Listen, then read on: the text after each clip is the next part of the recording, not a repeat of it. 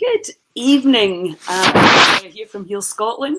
And with me tonight, I've got Suzy Beaumonth, who is one of our guest speakers at the Goddess Gathering in Inverness. Suzy, how are you doing? It's great to see you. And thank you so much for coming, taking the time out, because I know how busy you are, but also for guesting at the Goddess Gathering. I'm so excited to meet you in person.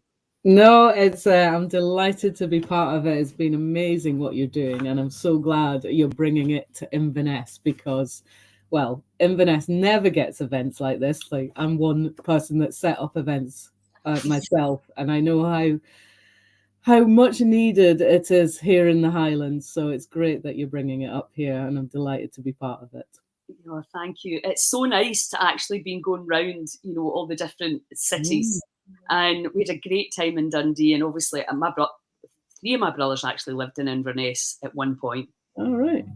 So I used to go there a lot. I've got a really soft spot for it. And it's so beautiful as well. It is, yeah, So, yeah, and we're selling definitely. loads of tickets. So it looks we're going to go out. It's a final event on the tour.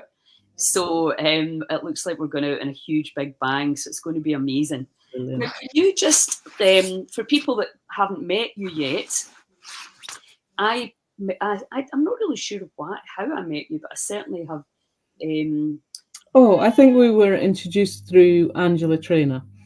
right, okay, yeah. Angela's a great networker, Yeah, such oh, she a certainly is. networker, and I have Me too, been Sophia. teaching a couple of times in your quite remarkable. What would you call it? Hub. My online coaching group, my Change Your World Every Day. Yeah. Yeah, Change Your World Every Day, which is just a great name for it. Do you want to talk a little bit about how you got that idea and how Mm. how it works for people that maybe don't understand yet? Yeah, sure. I've been distracted by a cat that's wanting to sit on my lap here at the moment. But Nice. yeah, so I set up. So the bit of background about me is that I have literally overhauled pretty much every aspect of my life. And that was all through life coaching and through personal development, attending like events like yours, and just going on this whole kind of journey to seek what makes me happy, what brings me joy, what doesn't, who am I, what am I about. And this led me to the point of, sitting at my desk one day just thinking I can't have gone through everything I've gone through just to keep doing the same thing. I just outgrown my job and really didn't know what I wanted to do with my life. But I started kind of pulling together, thinking, well, what's my skills? What are my passions? And let me pull them together. And essentially, so my background was working as a radio producer. And I thought, okay, I'm passionate about personal development, passionate about health and well-being, passionate about coaching, passionate about helping people.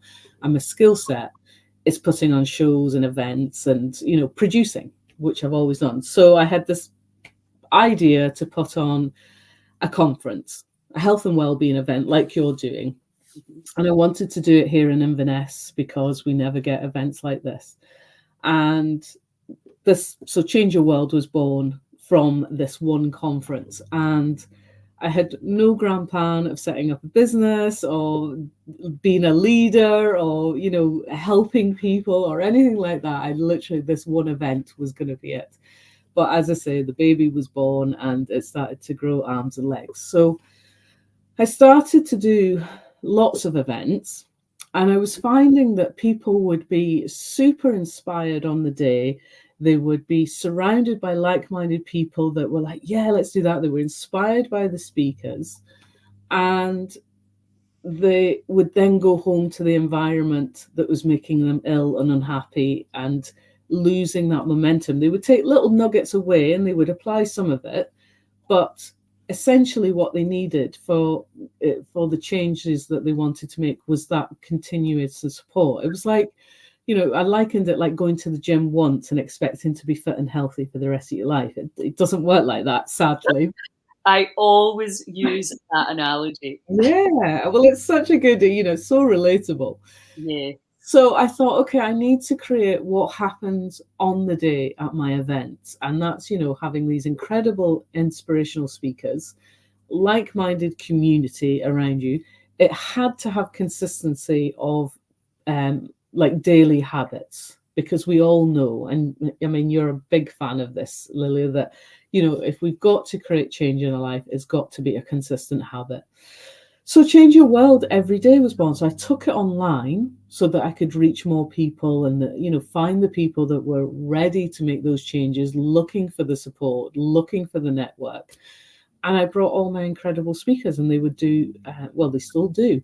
They do a week of coaching, just like I invited you on. And whatever their specialist topic is, they coach every morning for 30 minutes, and you can watch it live or on replay. And then the community all support each other, and there's just a whole library of content there that people can tap into. So if that particular coaching week isn't for you or isn't relatable, there's a whole other library of topics and material that you can watch. So it's just a whole wealth of coaching content. And we have a group get together once a month just to kind of encourage the members just to get to know each other and support each other, and just talk about what their obstacles are, what the challenges are, and also what they're celebrating, what their wins are, what they've succeeded in. So Such a fantastic idea, because, and I think that's, we can do these things online now, if you've got kids, if you're busy, if you're demographically far away, that you can actually still link in and have a chat and get to know. And, I'm sure you find this, but I'll always say to people, sometimes I'm just reminding you of the things that you knew. But, we're now kind of blasted with so much information, it's impossible to remember everything. So it's really helpful just to tap in again to that and go, yeah, I can do that. And, we're the best all in the world, we can let things slide.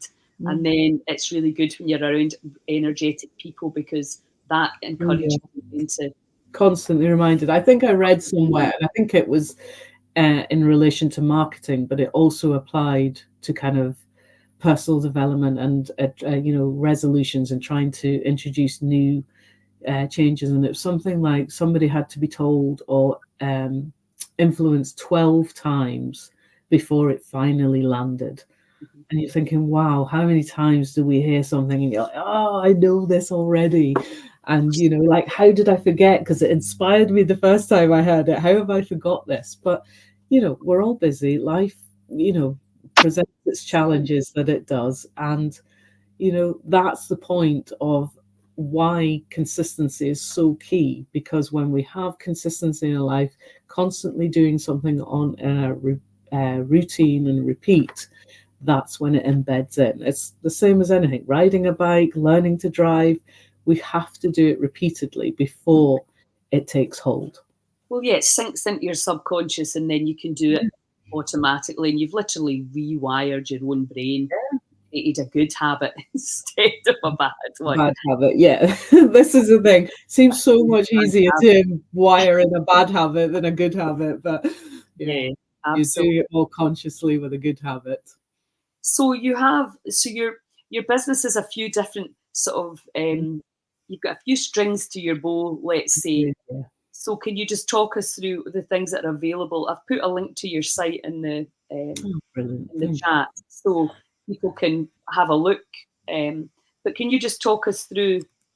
Yeah. So, I mean, the things that I do are 31 practices. So this was in alignment with one of my other coaches, Alan Williams. So this is really looking at values-based leadership. This can be in organizations or in your own life. And again, this is creating a whole thing about what your values are, what's important to you. Because when you know what's important to you, you know what your values are, you can start living in alignment with them. And we all, we go about an autopilot, not really kind of questioning this or exploring this. And then, of course, we go into default bad habits and what have you. So when we know what our values are, we can make choices. The whole premise behind 31 practices is, doing that practice every day. So again, it's changing your world every day, living by those values and implementing them each day. And just taking one value each day, not doing all 31 in each day. So that's one area that we do. And that's, again, for individuals and organizations. The other big passion of mine is stress management. And basically, I deliver workshops, stress coaching one to one, because people are so, we're living in a society where people are so stressed out, full of anxiety. And again, this comes back to essentially not living in alignment with your values, just knowing something isn't right, or just being overwhelmed by the challenges of life, or the stresses of the work or family pressures, or whatever it might be. So this is a big, big passion of mine, and this is what I'm going to be talking about at your God gathering. Yes, yeah, and I think we have a lot of biofeedback technology, and so many people are in adrenal response and fight or flight, Yeah. and it can, and obviously we know it can switch on. It can be quite challenging to switch it off. Yeah. Well, sometimes you don't even realize that it's on. You live in a stress response continually.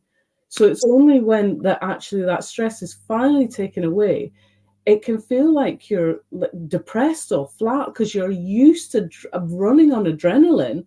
And when you're suddenly not in that stress response, it just feels like somebody's unplugged you, because you Yes. just come flat. Well, Joe Dispenza talks about that. He said you're addicted to the Yeah. hormones of stress. It's like Mhm. addicted to drama. Yeah. And we don't even know we're doing it. Mm. But we want to make a drama out of a crisis Yeah. because we're running on that adrenaline and the Yeah. cortisol, and it's the blood's displaced, the brain's doing different things, and we've really done it without meaning to. Well, the key thing that I think, there's a misconception around stress, that it's always deemed a bad thing. And Yeah. what people often don't realize is that we need stress. We need it to function. It's beneficial to us. And as a species, we wouldn't be here today if we didn't have stress, because it kicks in when we need to, as you say, fight or flight and flee from a situation, a life-threatening situation. It kicks in when, if we're going to be in a car accident and we have to avoid something, you don't have time to think about these things. Your body goes into reaction, and it's flooded with cortisol and adrenaline so that you can respond to these situations. The problem is, and it was always obviously designed from times when we were fighting off saber-toothed tigers and what have you, and living in cavemen and cave women times, it was to flee these dangers, but we're still responding to the deadlines at work, or just being busy and overwhelmed. We're responding in a stress response, Hmm. and we're never relaxing, and we're never going back to a homeostasis point, and we're just continually going right onto the next, onto the next, onto the next, and it's just not good for us. I mean, we do need a certain level of stress to drive us to a situation to complete the deadline, to meet the deadline, or run for the bus if we're late for the bus or whatever. We need it for those times, but we need it to dissipate when that Yeah. situation is over. And that's the challenge. We're never getting to that point where it's dying down, calming down, and we're returning to.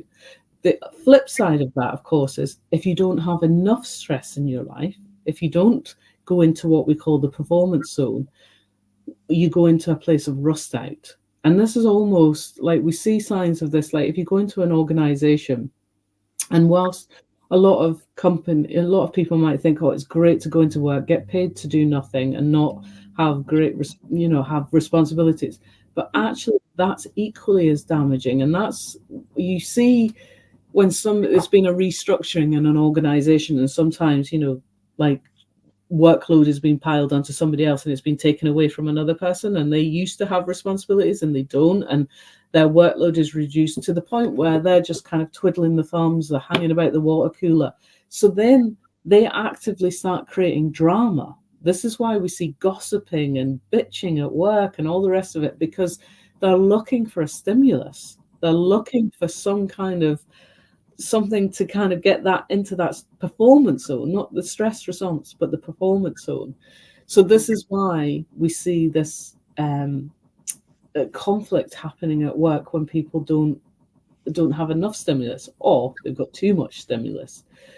But the key thing about rust out is that the signs look the same. So it's more challenging to bring somebody back from rust out than it is that somebody's heading to burnout. And this is I've not heard that term, rust out, burnout. I Yeah. like that. Yeah, because I think, it's all very well to talk about, do something that you're passionate about, but Mm. when you, depending on where you live, if you've got kids and the mortgage has got to get paid, Yeah. people end up doing stuff. And a lot of people, and I'm sure you talk to people about this too, they want to do what they love, but you can't make a lot of money at it. Yeah, sometimes that's just not an actual reality for them, I you know. know. No. So it's a case of going, okay. I mean, one thing, and I will share this in the workshop, but we talk about, like, so if you have the analogy of a bridge, now you know when you start piling on lots of um, too much load on that bridge. There's like too much traffic on that bridge. And then you pile an extra, it starts bowing, creaking, buckling. This is, signs of stress on a bridge. And Mhm. if that load is not taken off, the bridge will eventually collapse. It's the same, we're the same as as people. When we've got too much overwhelm going on, too much pressure at work, too much family dynamics, health issues, financial issues. That's all this pressure and weight on this bridge, and we have to take something off. Now, for somebody that has all that going on, I don't have conversations with them about, okay, what's your dreams, what's your goals, where do what's your aspirations, because the reality is they're in survival mode. They've got to pay the mortgage, they've got to support the kids, they've got to care for their elderly parents, whatever it might be, and Mhm. that is their reality. So it's like, okay, so what we're looking at right now is what support we can put in for you. What can you physically take off your bridge? What load and overwhelm can you take away that doesn't need to be dealt with right now, so that it creates some space, so that you have capacity and resilience to manage what you're dealing with right now? What support, who can we bring in to help you? What is there to strengthen your bridge? And those are the conversations that we have to kind of get people to identify, because the And it is challenge, management, isn't it? yeah, It's managing your, because I think the thing is, when you go into that low kind of apathetic place, yeah, you literally cannot see the wood for the trees. And no, you need somebody else to help you go, oh, and then you're just like, right, why did I not think of that? yeah, Because you're not in solution mode when you're in fight or flight. You're in like, let me fight this fire. You're in I mm, need to stay alive mode. So yeah, you can't calmly go, right, okay, well, let me work that credit card out. Let me ask for support with looking after my mum and dad, and mm, let me, get some more support with the kids or whatever it is. And let me find a place to shop where I can manage all my bills. So yeah. it's not really rocket science, but the thing is, if you're not in literally the right emotional state, you cannot see the solutions. No. And I mean, the thing is, when you're going into survival mode, when you're in the fight or flight, like everything has gone to the core of your body to deal with the perceived threat in Yes, front of yes. you. And that actually shuts down your prefrontal cortex, which is your decision making part of your brain. So, like you say, IQ just goes down like yeah, 12, 15%. yeah, because we all know we've always been in those situations where we've thought, we've been in a stress response, we've been in a meeting and somebody asks you a question and you're feeling stressed and you can't think of anything. Then you leave the meeting, you go for a walk around the block, you come out of the stress response, because the quickest way to get out of the stress response is breathing and movement. You go around the block, have a walk around, and then suddenly you're like, oh, why didn't I say that? Your solutions come to you because you've come out of the stress response and your prefrontal cortex is kicked in again. And we see this all the time. But if that stress is ongoing, you cannot see the wood through the trees. You can't um, come up with the solutions that you need. And you need a third party. You need somebody else that can throw some ideas at you or help you figure it out. But the challenge we've got, and I think this is the biggest challenge we have in society, is people just being too afraid to be vulnerable, to ask help and say, I need support. I'm not managing, I'm not coping, because this just seems like the biggest weakness is fear around, well, I'll be sacked, or what will my partner think of me, what will my friends think of me if I say this, I'll be perceived as, I don't know, weak or whatever. Uh-huh. And this is why the bridge analogy, particularly in a workplace, but it can be adopted in the home life. So, because every time we ask people, or everyone, the common question is, how are you? Yeah, I'm fine, thanks. Even though there's like a million things going on in that person's life, yeah, I'm fine, thanks. Yeah. But if we start having conversations and saying, especially in a workplace, or if we're seeing somebody a bit stressed at home, we go, "What's on your bridge right now?" Mhm. Then that's a very different conversation, and it allows somebody to open up and say, "Well, do you know what? Actually, I'm dealing with a major deadline at work. I've got my parents are really ill and elderly just now that I'm really worried about them. Kids are driving me crazy. I've got financial worries. I'm worried about the mortgage rates going up. I don't know if I can pay my mortgage." Then suddenly we're into, okay, I know what this person's dealing with, and we can act accordingly and offer support.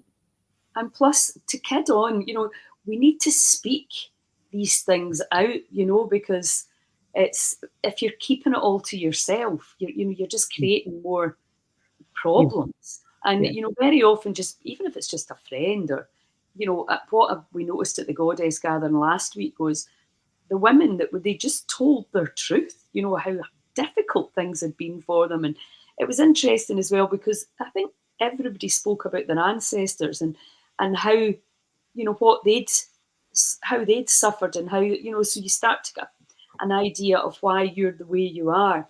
And then mm, it kind of sets the scene, because I think we don't pay enough attention to our lineage and our yeah, ancestral lineage. And also, somebody was talking about a book called Being a Good Ancestor, where we stop passing all that pain yeah. on and we can do as much work in ourselves so that we can be in that peaceful Sure. state. When the Cycle, yeah. waves come, as they inevitably will in life, let's face it, nobody escapes it. Mm, Some get a lot more than others, but then you're in a much better place to manage it. And I think what happened at the Goddess Gathering, when people are brave enough to share their story about, one woman was saying she thought she was stupid because, whereas what her skill set was just meant to be going in the non-academic route, mm, living with that and feeling not good enough. And that's a story that most of us, I think, can relate to yeah, at mm, some stage of our lives. Even just to realise that you're not alone, yeah, yeah. huge part. And that's what we'll have, obviously, at the Goddess Gathering in Inverness. So that's why these events are so crucial, because it does allow people to open up and realize they're not alone. They're not alone in the struggles and the suffering and the worries and concerns that they have. Uh, they're not in isolation. They're very real, and other people are experiencing them as well. But the beauty about events like yours is that you give people tools and techniques to take away and say, well, it doesn't have to remain like this. This is ways that you can start changing the situation, turning it around, feeling better, living life better. And that's. 100%. That's when we create, or when this idea kind of came in. I thought, there's so many brilliant retreats and breath work and cold water and doing all the things, sound baths. And so I thought, want to actually do something that goes in, takes people into the subconscious, into the intuition, inside, to really delve in, and obviously to let go, but really to create a bit of a network, and then to give people tools to use at home so that they Yeah, can carry on. Because, as you say, one day in the gym or 2 days in the gym doesn't get you where you want to be in terms of how you want to look. And this is obviously how you want to feel, and how you want to feel on a daily basis, and to really understand that you can change how you feel, which is something that a lot of people have not. I hadn't heard about it. I was a victim of my emotional roller coaster life when I was younger as well. So you really want to spread the word, like, well, you can change this. And, yeah, no matter how big your problem is, if you can just get your, you know, fight or flight response controlled, you're going to feel better about whatever it is you're going to have to deal with. I mean, fundamentally, it's about creating awareness, because we do essentially operate on autopilot. We just work from home. deal with the kids, do whatever it is we've got to do. And it's autopilot and you live for the weekend and, oh, let's just have a drink and blot it all out because, and, oh, let's do it all again on Monday, go to work. And it's like, okay, at some point the cycle has to stop. I mean, you've talked about ancestry. And, there is so much more research coming in about our lineage and how we carry it forward on a cellular level, on a physical level, on an energy level. And we carry those problems. So eventually, at some point, somebody has to say, I'm stopping this cycle. And if you're listening to this right now, that starts with you. And you have to kind of go, right, I'm going to take full ownership of my life. That's all the good, bad, ugly, all of it. And it's embracing everything that you are good at, but also embracing the shadow self and saying, okay, these are the bits I'm not that proud of, and these are the bits I don't really like to admit that I do, or the stuff that only my partner sees because I you know ignore it. yeah, they see the worst of me, they see the best of me, because you can't hide it. It's like trying to hold a beach ball under the water. Eventually it erupts if you're trying to put that mask on. So it's taking ownership of all those parts and going, okay, let me create the awareness of going, why am I doing this? Why am I responding this way? What am I feeling? What are the emotions coming up? What's driving this? And only then can you start to unpick it, change it, and start to address it. And that's what's so great about events like yours, because they're creating that awareness for people. They're just giving them going, the light bulb moments. Oh, right. And taking the time, taking the 2 days to say that I'm just going to do this, and there's so much healing, so much releasing happens. And we have so much fun as well. Yeah. But again, there is, there's a space to look at what we don't like to look at. Yeah. And, because really that's probably where we should be looking right now, to get rid of all the residue. And really, as you say, awareness is the key. Yeah. Well, listen, thank you so much. And I can't wait to see you in 2 weeks' time in Inverness. Yeah, I know, 2 weeks already. I can't believe it. No, it's incredible. We're going to Remember when you asked me, I was like, yeah, I'll do that. That's months away. And that's going to be March. I mean, my God, the time is just totally flying. It's crazy. I know. So thanks so much, Suzy. And I look forward to seeing you in 2 weeks. No, I certainly do. Looking forward to it. Cheers, Lilia. Thank you. Ciao, ciao.